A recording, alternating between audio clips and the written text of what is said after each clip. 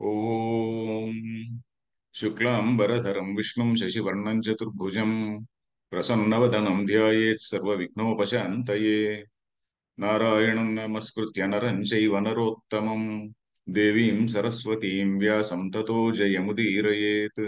గురుర్బ్రహ్మా గురుర్విష్ణుః గురుర్దేవో మహేశ్వరः గురుः సాక్షాత్ పరం బ్రహ్మ తస్మై శ్రీ గురవే నమః. ఓం భగవద్గీత శ్రోతలకందరికి కూడా ఆహ్వానం. ఇవాళ శివరాత్రి సందర్భంగా గుడికి వెళ్ళడం వల్ల కొంచెం విభూతి రేఖ ఒకటి అడిషనల్ గా వచ్చింది. అది గ్రహించవచ్చు. అందరికి కూడా శివరాత్రి శుభాకాంక్షలు.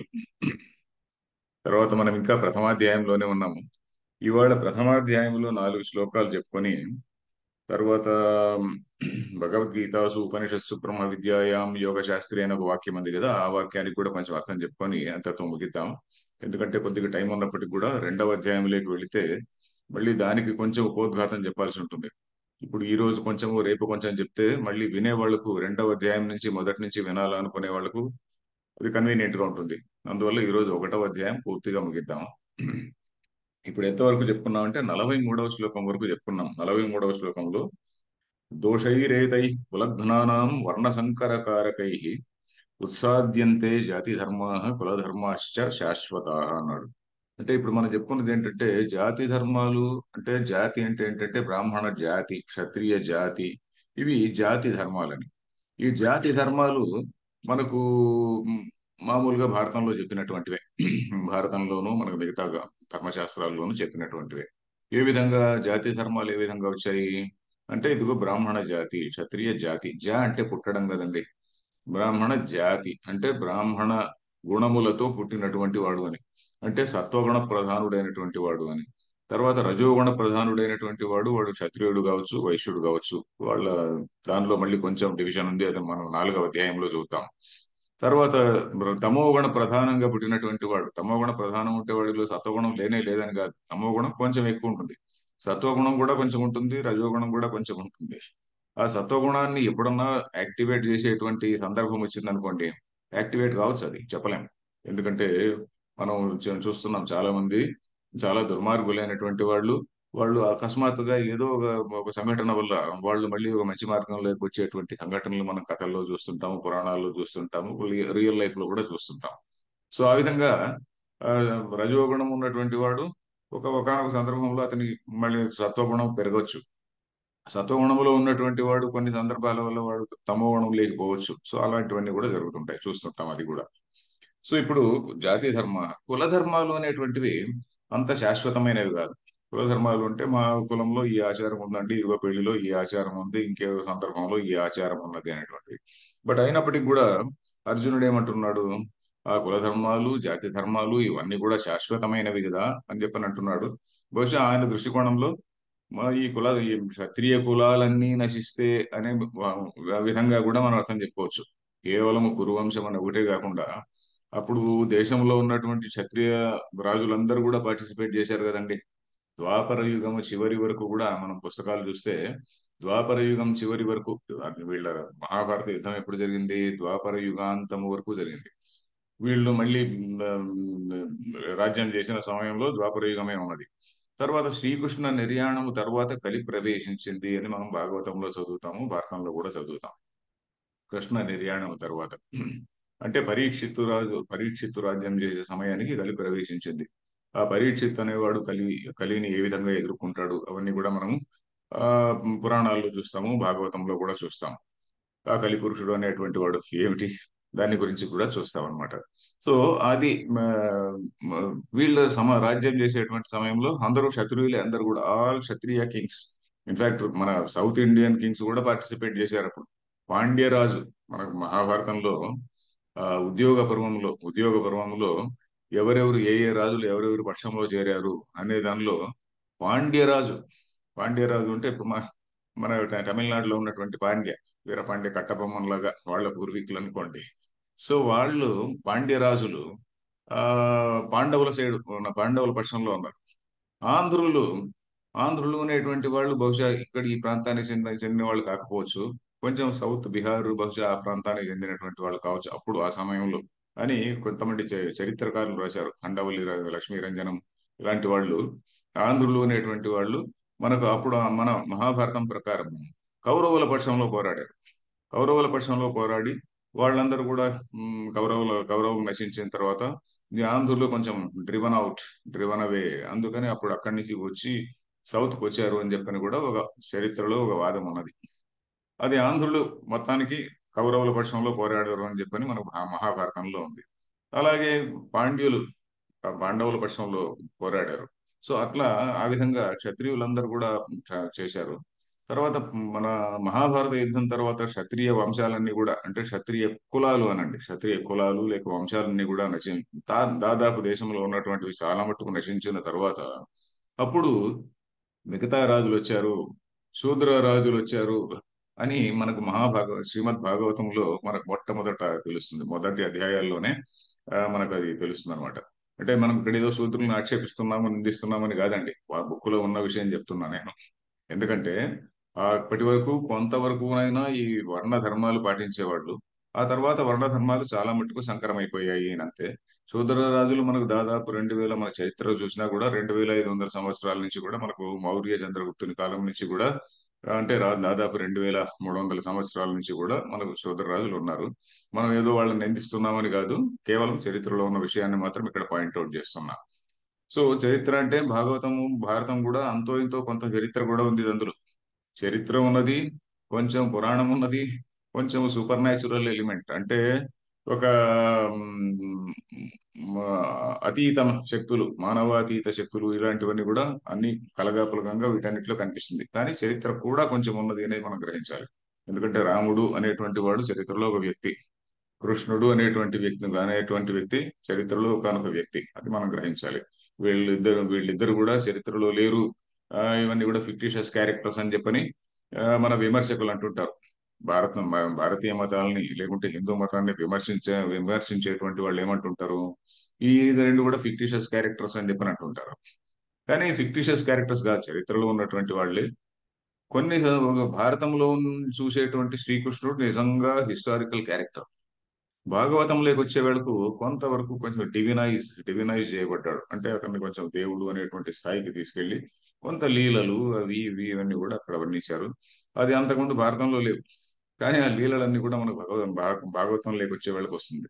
సో అప్పటికి కొంచెం విష్ణు పారమ్యం కొంచెం పెరిగింది. విష్ణు ఆయన పరపతి అనండి, శివుడి పరపతి కొన్ని ఏరియాల్లో ఉంటుంది, విష్ణు పరపతి కొన్ని ఏరియాల్లో ఉంటుంది. సో ఆ విధంగా మనం ప్రాచీన భారత ఖండాన్ని మనం భావించుకోవచ్చు. సో కులధర్మాశ్చ శాశ్వత, ఇవన్నీ కూడా ఉత్సాద్యంతే, ఇవన్నీ ఎగురగొట్టబడతాయి. ఎగురగొట్టబడతాయి అంటే నశిస్తాయి, నశింపజేయబడతాయి అని. తర్వాత నెక్స్ట్ శ్లోక శ్రీనివాస్. ఉత్సన్న కులధర్మాణం సన్న కులధర్మాణం మనుష్యాణం జనార్దన మనుష్యాణం జనార్దన నిరకే నియతం వాసః నరకే నియతం వాసః భవతీత్యనుశుశ్రుమ. భవతి ఇత్యను శుశ్రుమ. భవతి ఇది అనుశుశ్రుమ. ఉత్సన్న కులధర్మాణం మనుష్యాణం హే జనార్దన. జనార్దన పేరు అర్థం చెప్పుకున్నాం ఏమిటి. జనాన్ అర్ధయతి అంటే మనుషులను పీడించేటువంటి వాడు. ఏ విధంగా పీడిస్తాడు, నేను కర్మఫలాన్ని తప్పించుకోవాలంటే అలా కాదు, తప్పించుకోవడానికి వీలు లేదు అని కర్మఫలాన్ని గ్యారెంటీగా మనకు కడతాడు. సో అది జనార్దనుడు. సో ఆ జనార్దన ఒకవైపు ఏమో జనార్దనుడు అంటున్నాడు, ఇంకొక వైపు మనం యుద్ధం చేయాల్సిన పని లేదు, మనం వీళ్ళందరినీ క్షమిద్దామని చెప్పి అంటున్నాడు. మరి జనార్దనుడు ఎలా క్షమిస్తాడండి అని అనుకోవచ్చు కానీ. సో హే జనార్దన, ఉత్సన్న కుల ధర్మాణం మనుష్యాణం షష్ఠీ బహువచనంలో ఉంది ఇది. మనుష్యుల యొక్క మనుష్యులకు అని కూడా.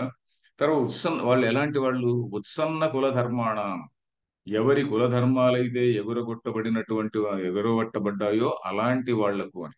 ఉత్సన్న, ఉత్సాదనం అంటే ఎగురగొట్టబడ్డం. ఉత్సీదతి, ఉత్సీదంతి అని చెప్పని రాసినాడు కదా, ఉత్సాద్యంతే అని అన్నాడు. ఉత్సీదతి ఎగురగొట్టబడుతున్నది, ఎగిరిపోతుంది. తర్వాత ఇక్కడ ఉత్సన్న అంటే ఎగురగొట్టబడిన. కులధర్మాణం అంటే కులధర్మాలు ఎగురగొట్టబడ్డాయో అలాంటి మనుష్యాణం నరకే నియతం వాస. నరకే అంటే నరకమునందు వాసహ అంటే వాళ్ళు నరకంలో ఉండడం, వసించడం, నరకంలో వసించడం అనేటువంటిది నియతం. నియతం అంటే కంపల్సరీ, అది గ్యారంటీడ్ అని. నియతం అంటే తప్పనిసరి.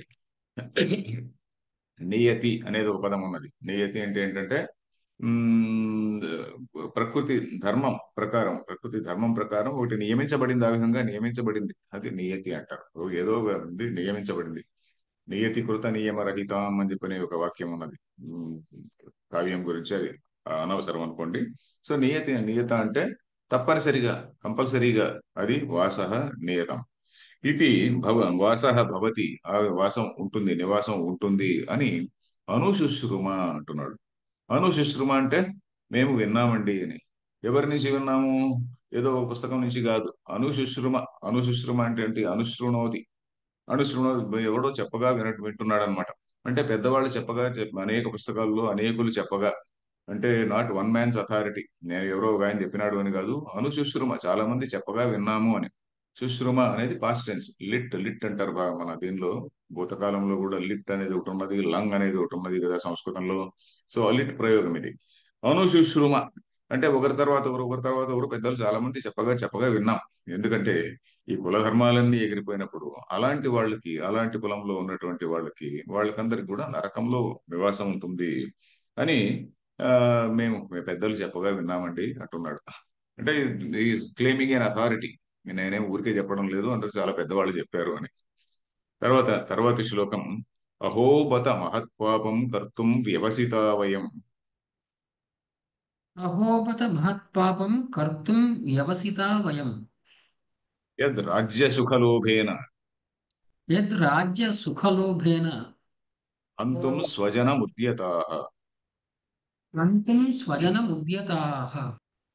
అహోబత. అహో అంటే మనం తెలుగులో ఇప్పుడు మామూలుగా అయ్యో అంటుంటాం కదా. అంటే అహో అనేది అన్నిట్లో, అన్ని సందర్భాల్లో అయ్యో అని కాదు. అహో సౌందర్యం అంటాం అనుకోండి. ఆహా ఓహో అంటాం చూడండి, ఆ విధంగా అహో అంటే సందర్భాన్ని బట్టి. అహో బత అంటే ఇక్కడ అయ్యో అని. బత బత అంటే అయ్యో పాపం అన్నట్టుగా. అహో అంటే మామూలుగా అహో నస్య పరాక్రమ అంటాం అనుకోండి. అహో వాడి పరాక్రమం ఎంత గొప్పది అని. అహో తస్యాహ సౌందర్యం, అయ్యో అహో ఓ ఎంత గొప్ప సౌందర్యము ఆమెది అని. సో ఆ విధంగా అహో అనేది సందర్భాన్ని బట్టి మనం చెప్పుకోవాలి. అహో అంటే అయ్యో అని కూడా కాదు. అహో అంటే ఓ ఆహా ఓహో అన్నట్టుగా.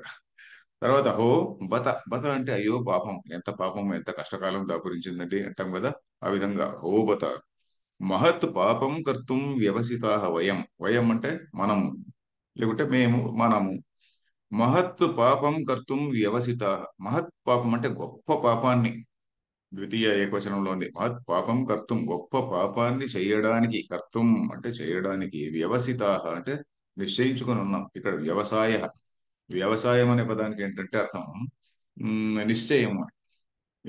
వ్యవసాయం అంటే మనం మామూలుగా ఏదో సేద్యము అది ఇది అనుకుంటాం. వ్యవసాయం అంటే ఆ, మామూలు ఏంటి, ఆయన కృషి వ్యవసాయం చేస్తుంటాడండి అంటాం, వ్యవసాయదారుడు అంటుంటాం. కానీ సంస్కృతంలో వ్యవసాయం అంటే ఏంటంటే నిశ్చయం. అందుకే బుద్ధి అనే దాన్ని వ్యవసాయాత్మిక అంటారు. వ్యవసాయాత్మిక అంటే ఇది ఫలానా అని నిర్ధారించుకుంటుంది. మనస్సు ఏమిటి? మనస్సు అనేటువంటిది ఏ లెవెల్లో ఉంటుంది? మనస్సును కూడా మన వాళ్ళు డిఫరెంట్ లెవెల్స్ లో ఆ, పరిశీలించారు. ఒకటి, number one, I look at an object. ఏదో ఒక దాన్ని చూస్తా. చూసి ఇదేదో ఒక ఆబ్జెక్ట్ అని చెప్పని నా కంటికి కనిపిస్తుంది. కనిపించినప్పుడు ఇది ఒక ఆబ్జెక్ట్ అని నా కంటికి కనిపించి అది మనసులోకి వెళుతుంది. కానీ బుద్ధి అనేటువంటిది ఏంటి? దాన్ని ఎవాల్యుయేట్ చేస్తుంది. ఏమిటిది, ఇది పనికొచ్చేదో పనికిరాందా, ఇది దేనికి పనికొస్తుంది అని నిశ్చయిస్తుంది అనమాట. సో నిశ్చయాత్మిక బుద్ధి అన్నారు. సో అది నిశ్చయం. వ్యవసాయం అంటే వ్యవసాయాత్మిక బుద్ధి, అథవా నిశ్చయాత్మిక బుద్ధి, వ్యవసాయాత్మిక అంట. అంటే వ్యవసాయం అంటే ఏంటి? నిశ్చయం. వ్యవసిత అంటే నిశ్చయించుకొని ఇక్కడ ఉన్నాం. దేనికి? గొప్ప పాపాన్ని చేయడానికి మనం అందరం నిశ్చయించుకొని ఇక్కడ ఉన్నామండి. వ్యవసిత, నిశ్చయించుకొని మనం అందరం ఉన్నామండి. యత్ ఎందుకంటే రాజ్య సుఖ లోభేన. యత్ అన్నా కూడా మనం సందర్భాన్ని బట్టి యస్మాత్ అని ఒక్కోసారి వస్తుంది, ఎందుకంటే అని వస్తుంది. ఇక్కడ కూడా ఎందుకంటే అని కూడా చెప్పుకోవచ్చు. యత్ యస్మాత్ ఎందుకంటే రాజ్య సుఖ లోభేన. ఈ రాజ్య సుఖము మనకు కావాలి అనేటువంటి లోభముతో, రాజ్య సుఖం మనకు కావాలి అనేటువంటి ఓ లోభముతో స్వజనం హంతుం ఉద్యత. హంతుం స్వజనం ఉద్యత అంటే అన్వయం చేసుకోవాలి. మనం సంస్కృతంలో వాక్యంలో ముఖ్యంగా శ్లోకములో ఉన్నటువంటి పదాలకి అన్వయం చేసుకోవాలి. వయం రాజ్యసుఖ లోభేన రాజ్యసుఖ లోహం, రాజ్యసుఖము కావాలి అనేటువంటి లోభ బుద్ధితో స్వజనం హంతుం, మన వాళ్ళనే చంపడానికి, హంతుం అంటే చంపడానికి, తుమన్ ప్రత్యయం ఇంతకుముందు కర్తం లాగా, హంతుం అంటే చంపడానికి, కర్తం చేయడానికి, భోక్తుం అంటే తినడానికి, ఆ విధంగా తుమ్ అంటాం. హంతుం ఎవరిని చంపడానికి, స్వజనం హంతుం మన వాళ్ళనే అందరినీ చంపుకోవడానికి, ఉద్యతాహ అంత ఉద్యుక్తులై, నిశ్చయం బాగా రెడీగా సన్నద్ధులై ఉన్నామండి. ఉద్యత ఉత్ యథాహ అంటే సన్నద్ధులై ఉన్నాం, ఉద్యుక్తులై ఉన్నాం అని.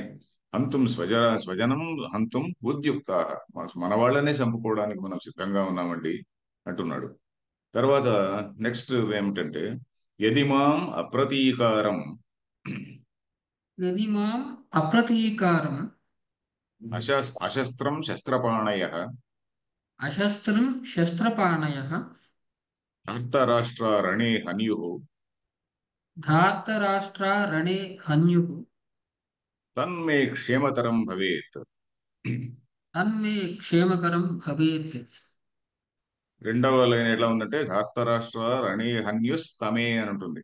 మనకు మామూలుగా చదివేటప్పుడు ధార్తరాష్ట్ర రణే హన్యుస్ తమే క్షేమతరం భవేత్, హన్యు ప్లస్ తత్ మే, తన్మే రెండు కలిపితే హన్యుస్ తన్మే అవుతుంది. హన్యు ప్లస్ తన్మే రెండు ఏమవుతుంది, హన్యుస్ తన్మే అవుతుంది.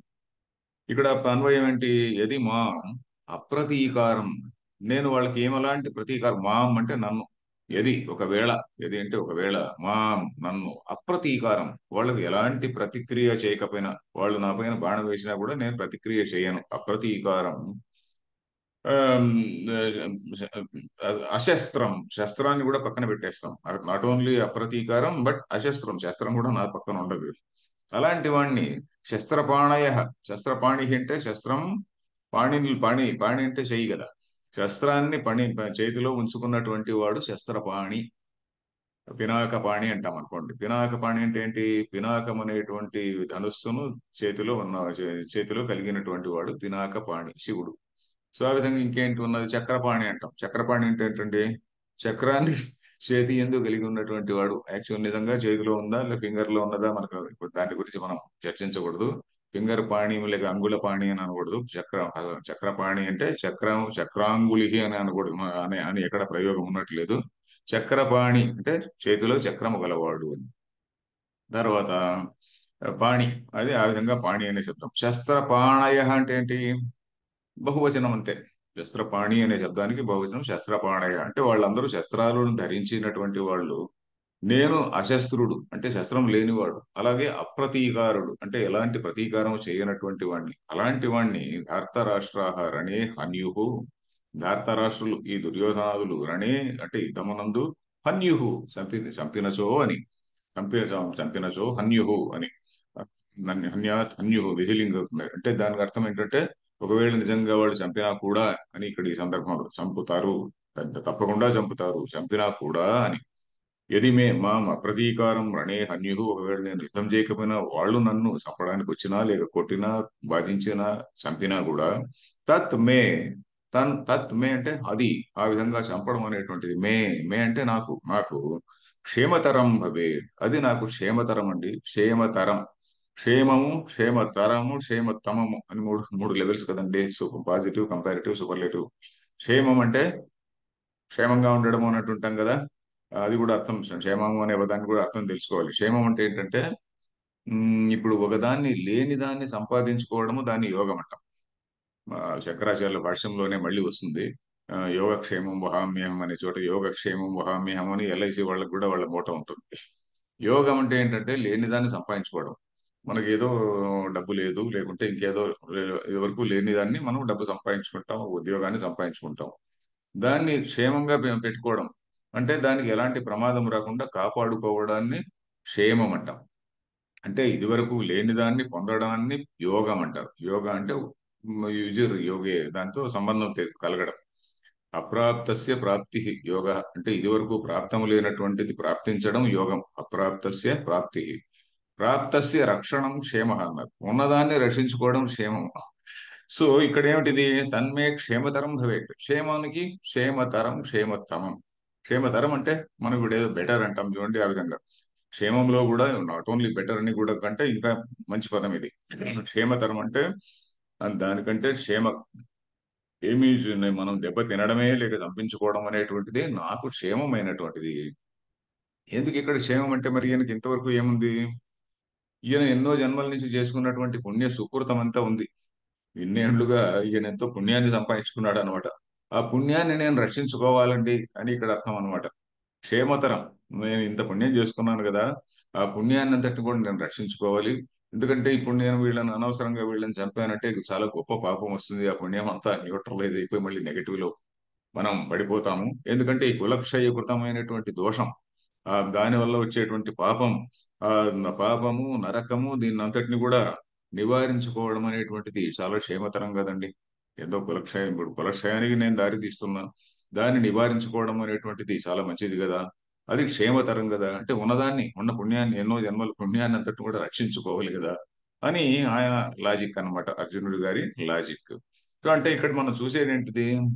అర్జునుడి యొక్క వైరాగ్యం ఏదైతే ఉన్నదో అది నిజంగా వస్తువులను పరిశీలించి మామూలు స్థితిలో, మామూలు సందర్భంలో, అంటే సాధారణ సందర్భంలో, ఆ మామూలు అనేది ఉర్దూ వర్డ్ వచ్చింది. సో సాధారణ సందర్భంలో, సామాన్య పరిస్థితుల్లో ఆయన నిత్య అనిత్య వస్తు వివేకం, అంటే ఏది నిజమైన, ఏది నిత్యమైనటువంటిది, ఏది అనిత్యమైనటువంటిది అని వివేకం, అంటే దాని గురించి ఎగ్జామిన్ చేసి ఇవన్నీ కూడా పనికిరానివి, ఈ సంసార సుఖాలు మనము పూర్తిగా ఎల్లప్పుడూ సుఖాన్ని ఇచ్చేటువంటివి కావు, దీనికంటే ఉత్తమమైనటువంటి గోల్ మనుషులకు లక్ష్యం ఒకటి ఉన్నది అనేటువంటి భావనతో ఆయనకు వైరాగ్యం వచ్చిందనుకోండి, అది నిజమైనటువంటి వైరాగ్యం. ఆ వైరాగ్యం వచ్చినటువంటి వాడికి గురువు అనేటువంటి వాడు ఒకడు తటస్థపడితే ఆయన, ఆయనకు బ్రహ్మ విద్యా బోధ చేస్తాడు అనమాట. సో ఇప్పుడు అర్జునుడికి వచ్చినటువంటి వైరాగ్యం అలాంటి వైరాగ్యం కాదు. అయినా కూడా కృష్ణుడు కొంచెం బోధ చేయాల్సి వచ్చింది. ఎందుకంటే ఈ వైరాగ్యాన్ని కూడా, అరే నీకు నీకు ఈ వైరాగ్యం సరిపోదయ్యా అని చెప్పడం కోసం. ఇప్పుడు ఏదైతే వైరాగ్యం అని చెప్పినా, నేను వైరాగ్యం లాగా కనిపిస్తున్నదో దట్స్ నాట్ రియల్ వైరాగ్యం. ఇప్పుడు శ్మశాన వైరాగ్యము, ప్రసూతి వైరాగ్యము ఇట్లాంటి పదాలు మనం విన్నాం. సో అలాంటి వైరాగ్యం అన్నమాట. సో బంధువులందరినీ చంపుతామే, చంపి పాపం తెచ్చుకుంటాము అని బంధుప్రీతి వల్ల వచ్చినటువంటి మోహము, ఆ మోహం వల్ల కలిగినటువంటి వైరాగ్యం. మోహం అంటే ఏంటి? ఒక సరైనటువంటి నిర్ణయాన్ని తీసుకోలేకపోవడం, కన్ఫ్యూజ్డ్ మైండ్ తో ఒక సరైనటువంటి నిర్ణయాన్ని తీసుకోలేకపోవడం. ధర్మరాజుకి ఇలాంటి మోహం లేదు చూడండి. Dharmaraju he is very clear about his dharma, ఏమి చేయాలి అనేటువంటిది. సో అది ఇక్కడ. సో తన్మే క్షమతరం భవేత్ అని, ఇది ఆలోచన లేనటువంటి వైరాగ్యం, అకస్మాత్తుగా వచ్చినటువంటి వైరాగ్యం. తర్వాత ఇప్పుడు సంజయ ఉవాచ ఏవముక్త్వా అర్జున సంఖ్యే సంజయ ఉవాచ ఏవముక్త్వార్జునः సంఖ్యే రథోపస్థ ఉపావిశత్ రథోపస్థ ఉపావిశత్ విసృజ్య సశరం చాపం విసృజ్య సశరం చాపం శోక సంవిఘ్న మానస. శోక సంవిజ్ఞ మానసః. సంవిఘ్న, జ్ఞ కాదు, సంవిఘ్న మానస. తర్వాత ఏవం ఉక్త్వా అర్జున, ఏవం ఉక్త్వా ఈ విధంగా చెప్పి, ఏవం ఉక్త్వా, త్వా త్వా ప్రత్యయం అంటారు సంస్కృతంలో. ఏవం ఉక్త్వా ఈ విధంగా చెప్పి అర్జున, అర్జునుడు సంఖ్యే, సంఖ్య అంటే ఏంటంటే యుద్ధముని. సంఖ్య అంటే ఆ ఆ, వేరే సంఖ్య అంటే సమ్యఖ్యాయతే అనేది అక్కడ వేరే అర్థం వస్తుంది. ఇక్కడ సంఖ్య అంటే యుద్ధము అని కూడా ఒక అర్థం ఉన్నది. అంటే ఇంతమంది గుమిగూడినారు ఇక్కడ. సో ఇది, అది సంఖ్య అంటే యుద్ధం అనమాట. సంఖ్యే అంటే యుద్ధములో, యుద్ధమునందు రథోపస్థ ఉపావిశత్, రథ ఉపస్థే అని, రథోపస్థే ఉపావిశత్, అక్కడ ఏత్వము సంధిలో కలిసిపోయింది. అక్కడ ఉపావిశత్ అనే అనేటువంటి అచ్చు వచ్చింది కాబట్టి రథోపస్థే ఉపావిశత్ అనేటువంటిది రథోపస్థ ఉపావిశత్ అయింది. రథోపస్థే అంటే ఏమిటి? రథము యొక్క ఉపస్థ, ఉపస్థ అంటే పీఠం, ఉపస్థ పీఠం. ఆ రథం యొక్క పీఠంలో బహుశా ఏదో బేస్ ఉండిండొచ్చు, లేకుంటే ఏదో కుర్చీ, దానికి ఇప్పుడు మనం సినిమాల్లో చూసేటువంటి బెంచ్ లాంటిది ఏదైనా ఉందా మనకు తెలియదు. ఆ కాలంలో రథం ఎలా ఉండేది.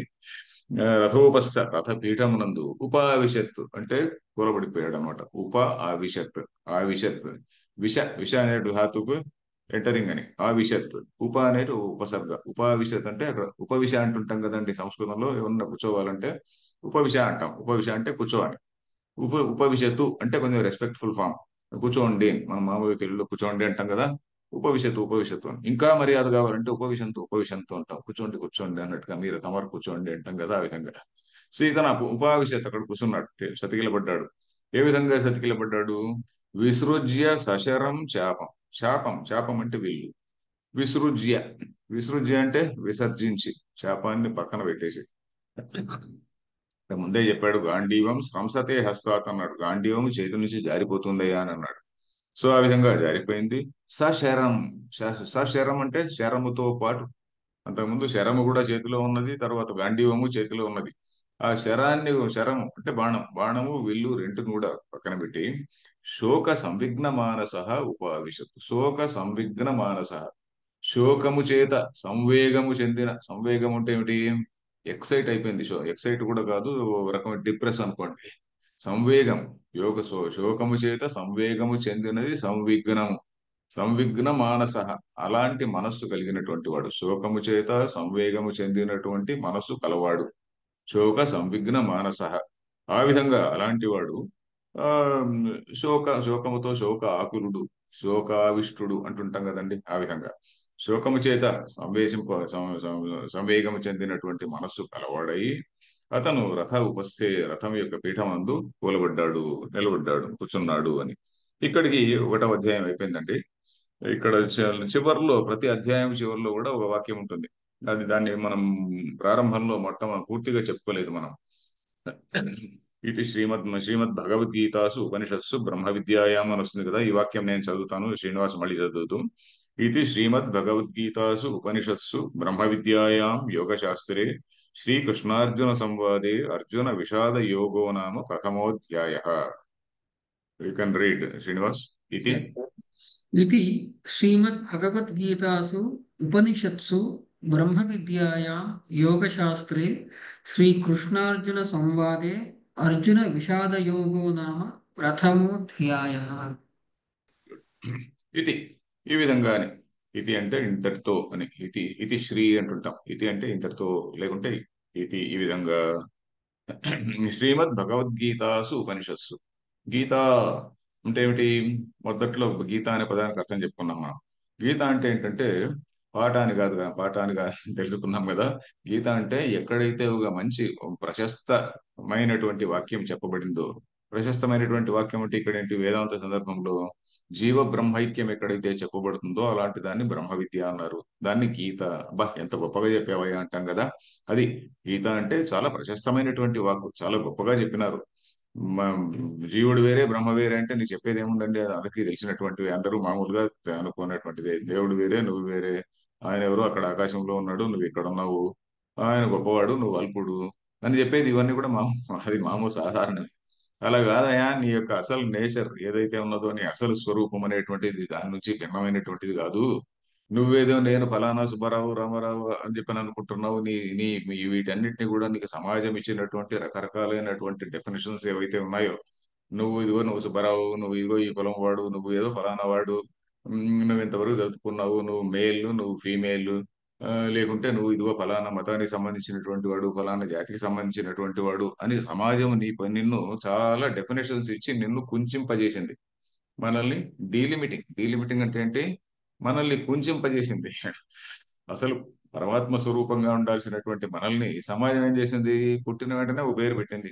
పుట్టిన వెంటనే ఒక పేరు పెట్టి, పుట్టిన వెంటనే ఒక క్యాస్ట్ ఇచ్చింది, పుట్టిన వెంటనే ఒక రిలీజన్ ఇచ్చింది, పుట్టిన వెంటనే దాని తర్వాత మళ్ళీ చదువుకొని నువ్వు ఫలానా, నేనిది, నాది వైట్ రేసు, నీది బ్లాక్ రేసు, లేకుంటే నేను ఫలానా వాడిని, నువ్వు ఫలానా వాడు అని మనల్ని కుంచింపజేసింది. కుంచింపజేయడం వల్ల ఏమైంది? మనం వేరే వాడి కంటే అది వేరే వాడు, ఇది వేరే వాడు అనేటువంటి భావనలో మనం ఉన్నాం.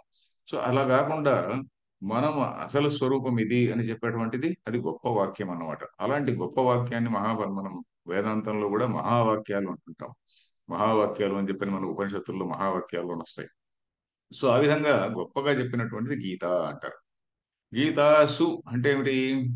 అది గీత అనేటువంటిది స్త్రీలింగ పదం, రమాలాగా. గీతాసు అంటే గీతల యందు అని. భగవద్గీతాసు గీతల యందు ఏమిటి ఈ గీతలన్నీ ఏం గీతలండి అంటే ప్రతి శ్లోకము కూడా ఉపనిషత్తులతో సమానమైనటువంటిది, ఉపనిషత్తులతో తుల్యమైనటువంటిది. ప్రతి శ్లోకంలో కూడా చాలా ఉదాత్తమైనటువంటి భావాలు, ఉదాత్తమైనటువంటి అర్థం చెప్పబడింది. భగవద్గీతాసు ఉపనిషత్సు ఉపనిషత్సు ఈ ఉపనిషత్తు అనేటువంటి పదం కూడా చాలా గొప్ప పదం అండి. ఉపనిషదుల్ అని మూడు శబ్దాలతో కలిపితే ఉపనిషత్ అవుతుంది. ఉపనిషదులు షదులు అనేటువంటి ధాతువుకి ఇంతకుముందు కూడా వచ్చింది. సీదంతి మమ గాత్రాణి అని చెప్పని వచ్చింది. సీదతి అనే చోట కూడా షదులు అనేటువంటి ధాతువు అని చెప్పాను.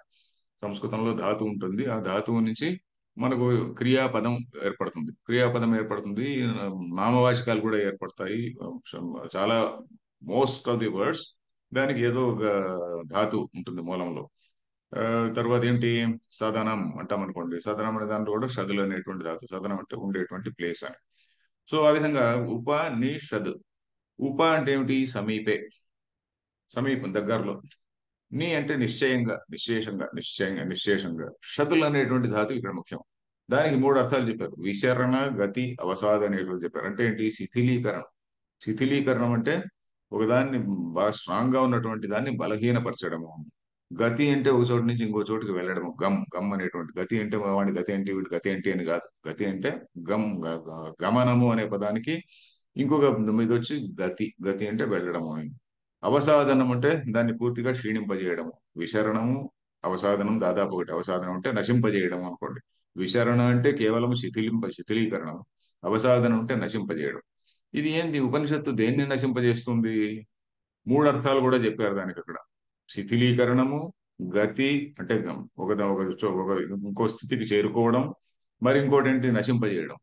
ఇప్పుడు సంసారము అనేటువంటి బంధాలను మెల్లిమెల్లిగా శిథిలీకరించి, అంటే వీడికి వైరాగ్యాన్ని కలిగించి, తర్వాత ఆత్మజ్ఞానము ద్వారా ఇతన్ని జీవుణ్ణి బ్రహ్మస్వరూపంగా మార్చడం. జీవుడు అనే స్థితి నుంచి బ్రహ్మ, ఓ నాది పరమాత్మ స్వరూపం అని తెలుసుకోవడం, దాన్ని గతి అన్నారు. గతి అంటే మా వేదాంత శాస్త్రంలో గతి అంటే జీవుడు అనే స్టేజ్ నుంచి నేను పరమాత్మ స్వరూపుణ్ణి. నేను అంటే నేను ఒకడే కాదండి. అహం బ్రహ్మాస్మి అనేటువంటిది it is not an egotistical statement. అన్ని అన్ని అన్ని ప్రాణులు కూడా పరమాత్మ స్వరూపాలు అని తెలుసుకోవడం ఇక్కడ విషయం. సో ఆ విధంగా గతి. అవసాదనం అంటే సంసారాన్ని, తర్వాత పునర్జన్మను నశింపజేస్తుంది. ఈ జనన మరణ చక్రాన్ని నశింపజేస్తుంది. అసలు వైరాగ్యము అంటే సంసార బంధాలని శిథిలీకరించింది. సంసారం అంటే సంసరణం. సంసారం అనే పదానికి అర్థం కూడా సంసరణము అన్నాం. శరణం అంటే మూవింగ్. సంసరణం అంటే కంటిన్యూస్లీ మూవింగ్. దేనిలో, జననం మరణం, జనన మరణ అనేటువంటి చక్రంలో మూవ్ కావడం సంసారం. దాని బంధాలను వీకన్ చేయడం, శిథిలీకరణం ఒక పని. మెల్లిమెల్లిగా ఇక్కడి నుంచి ఇంకో చోటికి తీసుకెళ్లడము. అంటే ఒక స్థాయి నుంచి ఇంకో స్థాయికి. ప్రదేశం కాదండి, నేను ఈ ఊరు నుంచి ఢిల్లీకి వెళ్ళానన్నట్టుగా ప్రదేశానికి కాదు మూమెంట్ ఇక్కడ. ఒక స్థాయి నుంచి ఇంకో స్థాయి, అవగాహనలోనే ఒక స్థాయి నుంచి ఇంకొక స్థాయికి. ఇంకోటి ఏమిటి, నశింపజేయడం. దేన్ని నశింపజేస్తుంది? ఆ చక్రాన్ని నశింపజేస్తుంది. జనన మరణ చక్రం నుంచి అది బ్రేక్ ఆఫ్ అయ్యి ఒక టాంజెన్షియల్ గా వేరే మారిపోయింది అనమాట. సో ఆ విధంగా టాంజెన్షియల్ అని కూడా ఇక్కడ చెప్పుకోకూడదు. ఆ, ఒక స్థితి నుంచి పరమాత్మ స్థితికి వెళ్ళిపోయి ఆ జనన మరణ చక్రము అనేటువంటి దాని నుంచి బ్రేక్ వచ్చేసింది అనమాట. సో ఆ మూడు అర్థాలు ఉపనిషత్తు అనే పదానికి చెప్పారు. మనం ఏదైనా ఉపనిషత్తు చెప్పుకుంటే అక్కడ ఆ విధంగా చూడొచ్చు. సో ఉపనిషత్సు, దానికి కూడా మళ్ళీ ఉపనిషత్సు అన్నారు. అంటే ప్రతి వాక్యం కూడా, గీతలో ఉన్నటువంటి ప్రతి శ్లోకం కూడా ఉపనిషత్తుతో సమానము అనేటువంటి అర్థంతో ఉపనిషత్సు, ఉపనిషత్తులయందు అన్నారు. గీతలయందు, ఉపనిషత్తులయందు అని ఉపనిషత్సు. తర్వాత ఇంకేమిటి మళ్ళీ, బ్రహ్మ విద్యాయాం. బ్రహ్మ విద్యం అంటే ఏంటండి, ఇక్కడ బ్రహ్మ జ్ఞానాన్ని ఇస్తుంది అని అంతే. బ్రహ్మ విద్యను ఇచ్చేటువంటిది, బ్రహ్మ జ్ఞానాన్ని ఇచ్చేటువంటిది. బ్రహ్మ అంటే మనం చెప్పుకున్నాం, బ్రహ్మ అంటే నాలుగు తలలు ఉన్నటువంటి బ్రహ్మ కాదు అనేటువంటి పదం మనం ఎప్పుడూ మనసులో పెట్టుకోవాలి. సో బ్రహ్మ జ్ఞానాన్ని ఇచ్చేటువంటిది యోగ శాస్త్రం. యోగా అనే పదానికి మన అర్థం చెప్పుకున్నట్టు గుర్తుంది. యోగా అంటే ఏంటి, రెండు అర్థాలు వస్తాయి కదండి ఇక్కడ. యోగా అంటే యుజు సమాధవు అంటే మనస్సును సమాధి, ఒక చోట నిలపడము. అది పతంజలి యోగ సూత్రాల్లో మనస్సును, చిత్తవృత్తి ఒక చోట సమాధి అంటే దాన్ని నిలపడం. అది యోగ. పతంజలి యోగ సూత్రాల్లో ఆ ధాతువు నుంచి ఆ పదము చెప్పుకోవచ్చు. ఇక్కడ భగవద్గీతలో ఏంటి, యోగం అంటే యుజర్ యోగే అంటే దాన్ని ఒకదానితో ఇంకోటి కలపడం. ఇంగ్లీష్ లో యోక్ అనేటువంటి పదం ఉంది కదా, దానికి చాలా క్లోజ్ వస్తుంది అనమాట. యోక్ అంటే కలపడం. ఏమిటది, జీవుడు అనేటువంటి వాడిని పరమాత్మతో కలపడం. అంటే జీవుడు అనేటువంటి వాడికి తన యొక్క లిమిటెడ్, నా యొక్క కుంచుకుపోయినటువంటి నా స్వరూపం నుండి నేను కొంచెం విశాలమైనటువంటి స్వరూపంలోకి వెళ్ళిపోవడం. అది యోకింగ్, యోగం. సో ఇక్కడ అర్జునుడి విషాదం ఎలాగా యోగమైందండి? యోగ శాస్త్రే బ్రహ్మ విద్యాయాం యోగ శాస్త్రే. తర్వాత యోగ శాస్త్రం అన్నారు. యోగ శాస్త్రం అంటే ఒక చోట నుంచి ఇంకో దానిలో కలపడం అనేటువంటిది ఒకటి. శ్రీకృష్ణార్జున సంవాదే. సంవాదం, సంవాదం అంటే ఏంటి? సంవాదం అంటే మనం మామూలుగా యుద్ధం అనుకుంటున్నాం, ఏదో ఆర్గ్యుమెంట్ అనుకుంటుంటాం. ఆర్గ్యుమెంట్ కాదండి. మామూలుగా సంవాదం అంటే నేను కూడా చిన్నప్పుడు అనుకునేవాడిని, ఏదో కృష్ణార్జున సంవాదము, ఏదో సీతారామాంజనేయ సంవాదం అని మా ఇంట్లో ఒక పుస్తకం ఉండేది. సంవాదం ఏంటి? సంవాదం వీళ్ళిద్దరు ఎందుకు దెబ్బలాడుకున్నారు అని చెప్పి అనుకునేవాడిని. సో దానిలో చూస్తే అంత వేదాంతం ఉండేది, ఏం అర్థమయ్యేది కాదు. సో సంవాదం అంటే ఏంటంటే గురు శిష్యుల మధ్య ఉక్తి ప్రత్యుక్తి, అంటే ఓ, ప్రశ్న సమాధానం అనుకోండి. ఈయన చెప్తుంటాడు, చెప్పినప్పుడు ఆయనకి ఏదో శంకలు వస్తుంటాయి, సంశయాలు వస్తుంటాయి, ఆ సంశయాలను ఆయన అడుగుతుంటాడు. సో అది సంవాదం అంటారు. వివాదం వేరే. వివాదం అంటే ఆర్గ్యుమెంట్, నా పక్షం వేరే ఉంటుంది, ఆయన పక్షం వేరే ఉంటుంది. This is my stand, that is your stand అని వాళ్ళిద్దరు దెబ్బలాడుకోవడాన్ని వివాదం. సో వాదములో కూడా వాద అనే పదం ఒకటి ఉన్నది. వాద. వాదం అంటే ఏంటంటే సత్యం ఏమిటి అని తెలుసుకోవడానికి నలుగురు మనుషులు కలిసి ఒక చోట ఆ, ఎలాంటి ప్రీ కన్సీవ్డ్ నోషన్స్ లేకుండా, ఎలాంటి మనసులో ఇదివరకే ఒక అజెండా లేకుండా, సత్యం ఏంటి ఈ విషయంలో, సత్యం ఏంటి, truth finding commission, truth commission, లేకుంటే ఫ్యాక్ట్ ఫైండింగ్ కమిషన్ అని ఈ కాలంలో వింటుంటాం చూడండి. సో ఆ విధంగా ఫ్యాక్ట్ ఫైండింగ్ కమిషన్ లాగా మనం విచారించేటువంటి దాన్ని ఆ, వాదము అంటాం. వాదం అంటే 10 మంది మనుషులు కూర్చొని, ఇప్పుడు మామూలుగా ఇంగ్లీష్ లో మనం ఏం చెప్పుకుంటుంటాము, ఒక ఆ, మన మామూలుగా ఒక అప్పుడప్పుడు మీటింగ్స్ పెట్టుకుంటుంటాం కదండి, ఒక సెమినార్ కూడా కాదు. సో అలాంటి ఆ, దాన్ని వాదం అంటాం. ఏది మనం ట్రూత్ ఏమిటి తెలుసుకోవాలి అని చెప్పి అనేటువంటి. తర్వాత జల్ప అనే పదం ఒకటి ఉన్నది. జల్పం అంటే ఏంటంటే నాకు నా మైండ్ లో ప్రీ కన్సీవ్ నోషన్ ఉంటుంది, దాన్ని ఎస్టాబ్లిష్ చేయడం కోసం నేను రకరకాలైన డొక్క తిరుగుడు ఆర్గ్యుమెంట్లు వాడుతుంటాను. స్వపక్ష స్థాపన, అది జల్పం. పరపక్ష నిరాకరణం, వేరే వాడిని రిఫ్యూజ్ చేయడం. ఈ వాద జల్ప కాకుండా వితండ అనేది ఒకటి ఉన్నది. వితండ అంటే ఏమిటి? నాకు ఎలాంటి ఇది లేదు, బట్ ఎదుటివాడు చెప్పిన దాన్ని డెమాలిష్ చేయడం, వాడు చెప్పింది ఎంత రాంగ్ అని చెప్పి డెమాలిష్ చేయడం. నాకు ఎలాంటి అన్న ఒపీనియన్ ఉన్నదంటే ఏం లేదు. మన కమ్యూనిస్ట్ లాగా వాళ్ళకి ఏమన్నా పాజిటివ్ థింకింగ్ ఉందా అంటే పాజిటివ్ ఉండదు. పోతే దీన్ని డిస్ట్రాయ్ చేయాలి, ఫస్ట్ డిస్ట్రాయ్ చేస్తే ఏదో ఒకటి వస్తుంది అని వాడి సిద్ధాంతం. సో ఆ విధంగా వాద జల్ప వితండ అనేటువంటిది మనకు తర్కశాస్త్రంలో చెప్తారు. సో వాటికి అది కంటే భిన్నమైనటువంటిది సంవాదము, వివాదం. సంవాదం అంటే ఏంటి? గురు శిష్యుల మధ్య, లేక ఒక పెద్దవాడు చిన్నవాడు మధ్య, లేకుంటే ఒక తెలిసినవాడు తెలియనివాడు వీళ్ళిద్దరి మధ్య జరిగేటువంటి ఒక సహృదయతతో. వీళ్ళిద్దరికి ఆర్గ్యుమెంట్ చేసుకోవాలి అని ఏం లేదు. ఒక ఆయన చెప్తుంటాడు, ఇంకొక ఆయన వింటుంటాడు, ఆయనకు వచ్చినటువంటి డౌట్స్ ఆయన అడుగుతుంటాడు. ఇది సంవాదం అంట. అది వివాదం వేరే. వివాదం అంటే వీడికి కొంచెం తెలుసు, వాడికి కొంచెం తెలుసు. సో ఈ పదాలు నేను ఎందుకు చెప్తున్నానంటే మనం చాలా మటుకు తెలుగు మర్చిపోతుంటాం అందుకని. సో కృష్ణార్జున సంవాదే అర్జున విషాద యోగో నామ. అర్జున విషాదం ఎలా యోగమైందంటే, అర్జునుడి విషాదం యోగమైందంటున్నాడు.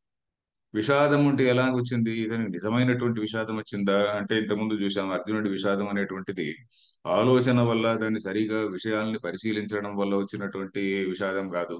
ఇది మోహంలో, ఎమోషనల్ గా, ఒక ఎమోషనల్ స్టేట్ లో వచ్చినటువంటి విషాదం ఇది. మరి దాన్ని కృష్ణుడు ఏం చేయాలి మళ్ళీ? కృష్ణ ఇది లైక్ సైకాలజిస్ట్, లేకుంటే సైకాలజిస్ట్, లేక ఇప్పుడు ఈ కాలంలో కౌన్సిలర్ అంటుంటాం కదా, ఆ విధంగా సైకాలజిస్ట్ లాంటి వాడు. ఈయనకు తగినటువంటి బ్రహ్మోపదేశం చేయాలి. బ్రహ్మ విద్యాయాం యోగ శాస్త్రి. ఇక్కడ చాలా గొప్పగా ఒక ఒక వ్యాఖ్యలో ఒక వ్యాఖ్య ఉందండి. పరమార్థ ప్రప అని ఒక వ్యాఖ్య ఉంది. ప్రప ప్రప అని ఉంటుంది దానిలో. ఆయన ఎవరో దైవజ్ఞ సూరి అనేటువంటి అతను రాసినటువంటి వ్యక్తి, ఆ, రాసిన వ్యక్తి పేరు. ఆయన ఒక మంచి మాట చెప్పాడు ఇక్కడ, అది నాకు నచ్చింది. ఈయనకు అర్జునుడికి ఏదో నిజమైనటువంటి వైరాగ్యం వచ్చింది, వైరాగ్యం వచ్చినటువంటి వాడికి బ్రహ్మ విద్య ఉపదేశం చేయాలి అనేటువంటిది మామూలుగా సామాన్య సూత్రం. కానీ ఇప్పుడు అర్జునుడికి వచ్చినటువంటి వైరాగ్యం నిజమైనటువంటి వైరాగ్యం కాదు, తన ధర్మాన్ని మర్చిపోవడం వల్ల వచ్చినటువంటి వైరాగ్యం. అందుకని శ్రీకృష్ణుడు ఎలా చెప్పాలి అంటే, క్షత్రియ ధర్మానికి అనురూపమైనటువంటి బ్రహ్మ విద్యను ఉపదేశించాడు అని ఆయన రాశాడు. చాలా నాకు నచ్చింది ఆ వాక్యం.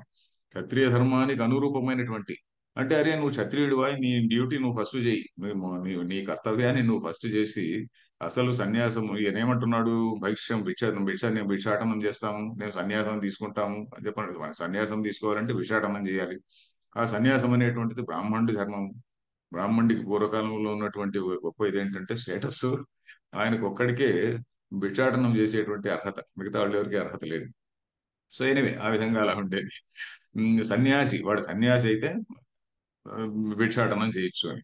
సో ఆ విధంగా అతనికి బ్రహ్మ విద్య ఉపదేశించాల్సి వచ్చింది. అసలు ఏమిటి ట్రూత్ ఏమిటి, ఆ, నీ ధర్మం ఏంటి, నీ ధర్మం నువ్వు మొట్టమొదట చేసి దాని తర్వాత నువ్వు చిత్తశుద్ధిని పొంది నువ్వు మళ్ళీ సన్యాసం తీసుకోవచ్చా, నువ్వు చిత్తశుద్ధి లేకుండా నువ్వు సన్యాసం తీసుకోవడానికి వీల్లేదు అని అర్జునుడి చెప్పబోతున్నాడు.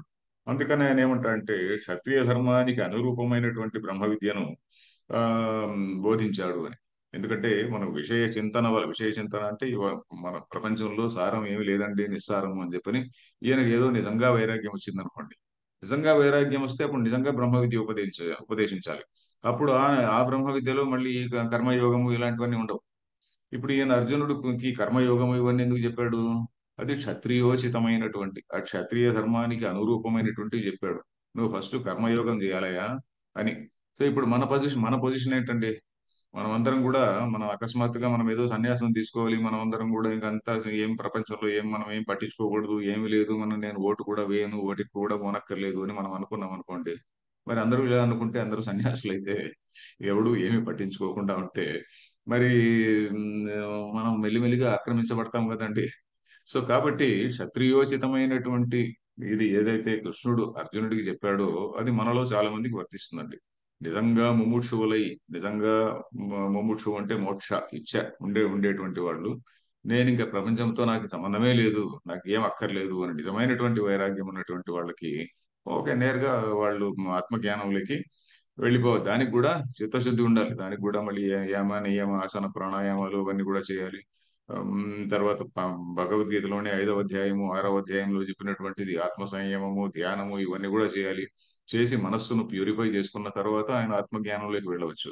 అంతవరకు మనకు అవన్నీ లేని స్థితిలో మన కర్తవ్యం మనం చేయాలి, చేయాల్సినటువంటి పనిని చక్కగా చేసి మనం ఆ విధంగా కర్మయోగం ద్వారా చిత్తశుద్ధిని తెచ్చుకోవాలి అని ఇక్కడ విషయం అన్నమాట. అందుకని దాన్ని ఏమన్నాడు, కర్మయోగం ఎందుకు చెప్పాడు, క్షత్రియోచితమైనటువంటి క్షత్రియ ధర్మానికి అనురూపమైనటువంటి బ్రహ్మ విద్యను నువ్వు ఇక్కడ నుంచి నువ్వు కూర్చొని పడుకోవయా, నువ్వు నేరుగా పడుకోవడానికి వీల్లేదు అని తెలుగులో సామెత చెప్తారు, కూర్చొని పడుకోండి అంటారు. అంతేగాని నిలుచుకున్నట్టు వాడు పడుకోవాలనుకుంటే వాడు పడిపోతాడు కదా. సో అలా కాకుండా నువ్వు మొట్టమొదట నువ్వు కర్మయోగాన్ని చేసి చిత్తశుద్ధిని సంపాదించుకొని తర్వాత నువ్వు దీనికి వెళ్ళు అని ఇక్కడ అర్థం. అందువల్ల అర్జునుని యొక్క విషాదము కూడా యోగమైంది. అర్జునుడి విషాదం కూడా యోగం, యోగం అంటే ఉపాయం. ఈయనకు వచ్చినటువంటి విషాదం నిజమైన విషాదమా కాదా అని కనుక్కోవడానికి మా సైకాలజిస్ట్ శ్రీకృష్ణుడు గారు ఉన్నారు. ఆయన ఈయనకు చెప్తున్నాడు, కాదు నాయన నీకు ఇదిగో ఇది అవసరం, మొట్టమొదట నువ్వు ఈ పని చేయాలి అని. అందుకనే సాంఖ్యయోగం అని వచ్చేటువంటి అధ్యాయంలో అన్ని చెప్పబోతున్నాడు. సాంఖ్యయోగం అనే 2వ అధ్యాయం వస్తుంది కదా, అది చాలా పెద్ద అధ్యాయం. ఆ అధ్యాయంలోనే ఆ కర్మయోగాన్ని కూడా చెప్తున్నాడు, జ్ఞానాన్ని కూడా చెప్తున్నాడు. ఈ మొత్తం అంతా 18 అధ్యాయాల్లో చెప్పబోయేదంతా కూడా సాంఖ్యయోగంలో ఆయన చెప్పబోతున్నాడు. సో అది మనం గమనిద్దాం. ఇప్పుడు సమయం కూడా అయింది, ఎక్కువ సమయం నేను తీసుకోలేదు. ఆ, తక్కువ సమయంలో అయిపోతుందేమో అనుకున్నా, కాలేదు, ఎందుకంటే ఏదో కొంచెం వివరాలు కొన్ని ఉన్నాయి. ఓకే, ఓకే అమ్మా, థ్యాంక్ యూ. ఓకే, తర్వాత ఇప్పుడు ఇంకేమి ప్రశ్నలు ఏం లేవు కాబట్టి ఈ రోజు ముగిద్దాం. ఓం పూర్ణమద పూర్ణమిదం పూర్ణాత్ పూర్ణముదచ్యతే పూర్ణస్య పూర్ణమాదాయ పూర్ణమేవావశిష్యతే. ఓం శాంతి శాంతి శాంతి. ధన్యవాదాలు ఆచార్య.